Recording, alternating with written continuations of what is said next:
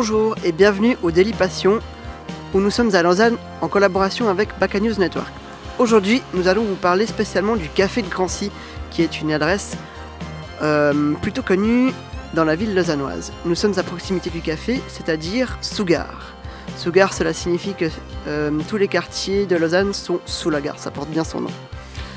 Voilà, donc je vous laisse me suivre et parallèlement constater le magnifique cèdre qui a 126 ans et qui vient du Liban, sublimant le quartier depuis plus d'un siècle à présent.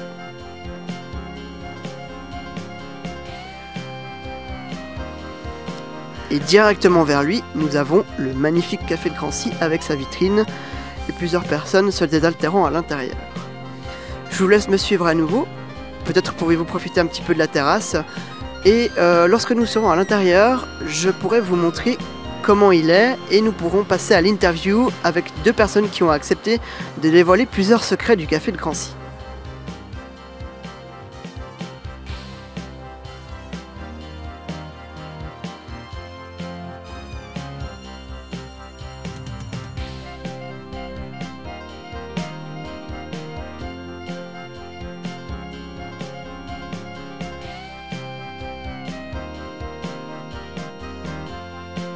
Bienvenue sur Daily Passion et Baka News Network.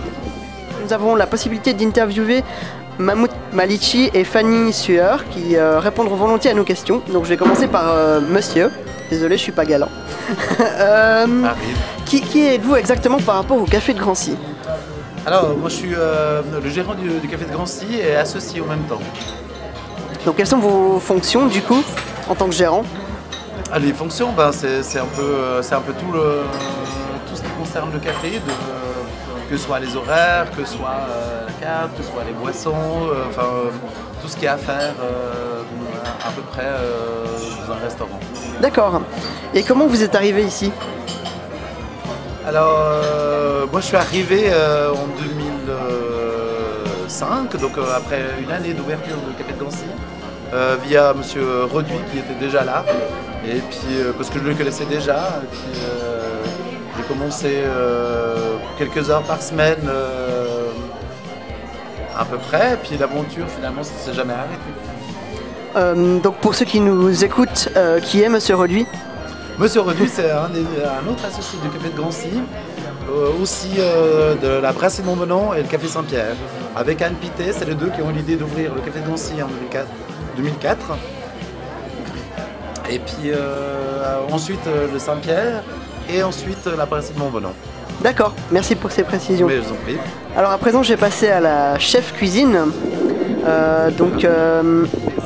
Fanny Sueur, quel a été votre parcours afin de concocter de bons petits plats au Café de Grancy? Alors moi je viens de France, j'ai fait mes études en France, puis je suis arrivée en Suisse un peu par hasard. Et j'ai eu la chance de répondre à une annonce il y a 14 ans à l'ouverture de Grancy, donc je suis là depuis l'ouverture moi. J'ai été sous-chef pendant plusieurs années. Et c'est vrai qu'on a collaboré avec le chef de l'époque pour trouver des bons petits plats, comme vous dites si bien, qui répondent aussi à la demande de la clientèle. On travaille avec des produits frais, de saison. Voilà. D'accord. Comment est-ce que justement vous déterminez que les produits sont frais par rapport à leur mélange, la saison? Comment ça se passe en fait vraiment pour déterminer cette semaine on aura besoin de tant de produits avec cette fraîcheur? Comment ça se passe? Alors déjà ça c'est une confiance qu'on a avec nos fournisseurs, donc le fait qu'ils nous livrent tout le temps des produits frais. Après il y a un contrôle quand ils nous livrent chaque jour, on a des livraisons qui arrivent chaque jour, on fait des contrôles réguliers. Après les produits de saison, on sait les produits qui sont de saison ou pas. Il y a aussi des produits qui nous sont proposés directement par les fournisseurs, notre poissonnier, notre boucher qui nous dit tiens aujourd'hui j'ai ça, c'est super, puis du coup on le propose comme ça occasionnellement. D'accord. Et dans ce cas-là, ça changerait pas trop le planning culinaire, si je puis dire ça ainsi, de décider de valider ce qu'un fournisseur vous a proposé? Non, non. D'accord. Okay. Non, ça change pas trop. C'est vrai qu'on peut. On a aussi une clientèle qui nous fait confiance. Puis c'est vrai quand on propose des choses, ça marche assez ça marche assez. Donc Ok, on se laisse aussi une part de liberté comme ça. d'accord. Alors maintenant j'ai une question pour tous les deux. En fait, comment se passe une période de stress comme celle des fêtes de fin d'année qui viennent de se terminer au Café de Grancy? Comment ça se passe? Comment gérer ce stress? Quel stress. Quel stress, oui. C'est vrai qu'en fin d'année, on a quand même beaucoup de groupes, des soupers d'entreprise, on a beaucoup de gens qui viennent pour se faire plaisir, mais ça, c'est quelque chose qu'on sait en avance, donc on s'organise quand même en avance. Je sais pas ce que tu en penses. Oui. Oui, mais en fait, c'est un peu. Avec toutes ces années, on a l'habitude aussi de voir des gens. C'est fête de fin d'année, on est stressé, on n'a pas de cadeaux, il faut travailler encore tard, il faut sortir, il y a tous ces soupers. Il y a certains qui ont des grandes familles, donc les repas de famille. Mais c'est à nous aussi. Si j'ose dire ça un tout petit peu, les faire détendre des gens en arrivant, même s'ils sont un peu stressés, bah finalement il suffit de quelques instants en fait, avec nous, et puis finalement dire bah tout va, ça va aller tranquillement, on se pose, on discute, bah, notamment avec les collègues souvent parce c'est plutôt des groupes d'entreprises en fait qui viennent à la fin de l'année.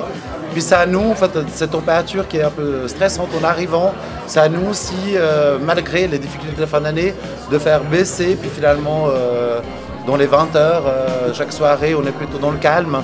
Par rapport à peut-être à 18h30, 19h, c'est plutôt un peu le stress, mais voilà.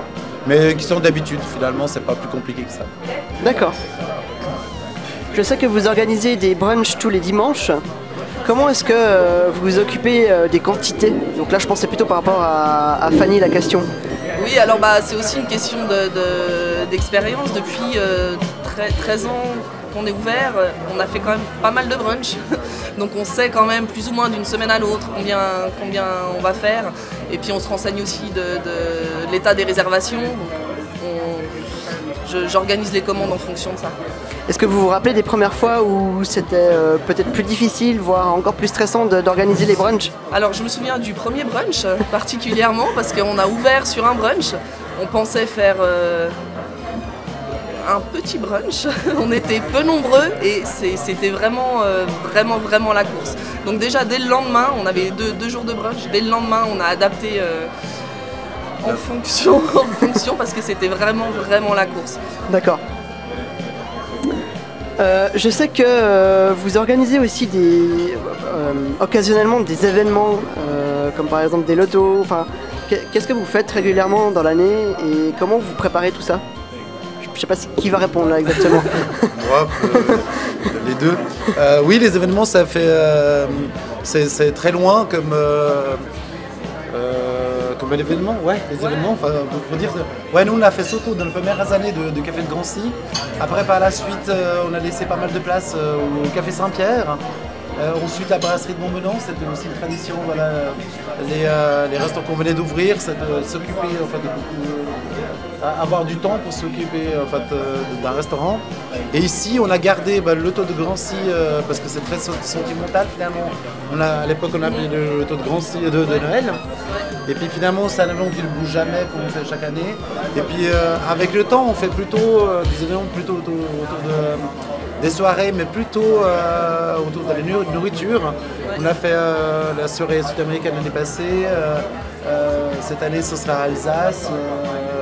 Le printemps, la truffe. Une soirée truffe aussi. Voilà, c'est vrai qu'on fait moins un peu les jeux loup-garou. On a fait plein de soirées différentes à l'époque. Mais avec le temps, on a trouvé un autre rythme de soirée. Vous décidez longtemps à l'avance justement de ce côté organisationnel, des thématiques de repas, des dates peut-être même. C'est décidé longtemps à l'avance? Oui, quand même. On est quand même obligé de s'organiser déjà avec les produits, avec le staff, et puis lancer la com aussi, pour que les gens répondent présents. Et puis, ouais, quand même. Mais la date, c'est le plus dur à décider. D'accord. Après, Ouais. après, ça va. D'accord. Vous l'avez dit à quelques reprises, il y a un lien entre le café de Grancy, la brasserie de Montbenon et puis le café de Saint-Pierre qui sont tous à Lausanne. Mais comment est-ce que est venu ce lien, ce partenariat? Comment ça s'est passé en fait? L'envie de Christophe et Anne, les associés de Grancy, l'idée c'était de faire un autre bistrot ailleurs. Et puis le Saint-Pierre qui est arrivé 5 ans après. Donc moi je me suis installé ici pour prendre la gérance et être associé avec eux. Et puis après au Saint-Pierre, ils sont associés avec d'autres personnes. Et finalement 5 ans plus tard, ils sont partis à la brasserie de Montvenant avec François Gonu qui était chef de cuisine auparavant à Bonfani ici. Et avec 2 autres personnes aussi. Donc il y a 2 personnes qui relient en fait les trois restaurants. Puis ensuite on travaille énormément ensemble sur certains produits, sur l'expérience de Grancy à transmettre, sur la nouveauté de Montvenant. On s'aide énormément. D'accord. Voilà. Et puis la dernière question que j'ai pour vous, si je vous proposais d'échanger vos responsabilités une journée, comment est-ce que vous les planifieriez? Donc nous deux, hein. Voilà, exactement, ouais. Personnellement, je réponds avant. Vas-y, je te laisse répondre avant. Personnellement, je ne crois pas qu'on mettrait en chose beaucoup de place. Avec Fanny, on travaille depuis 13 ans ensemble. On se connaît parfaitement entre le personnel, la cuisine, le service. Je pense qu'il faudrait pas grand-chose. Peut-être le pass, que j'aurai peut-être plus de peine à passer les commandes. Puis toi, peut-être trouver des numéros de table. Ouais, c'est sûr. Après, ce serait dans des petits détails de l'organisation de la journée. Mais sinon, c'est vrai qu'on connaît quand même nos boulots respectifs. On collabore déjà beaucoup, donc c'est vrai que d'échanger les rôles. Ouais, je maîtriserais peut-être moins la cuisson d'une viande, mais je demanderai à quelqu'un d'autre peut-être. Voilà. D'accord. Donc en fait, si je vous prends mot pour mot, vous arriveriez à couper des légumes très fins, très finement, très rapidement, et puis vous apporter 5 plateaux remplis de vaisselle et à l'amener aux plonges, c'est ça? Bien sûr. Bien sûr. D'accord, ok, ça marche. Parfait. Alors merci beaucoup d'avoir répondu à nos questions. Merci.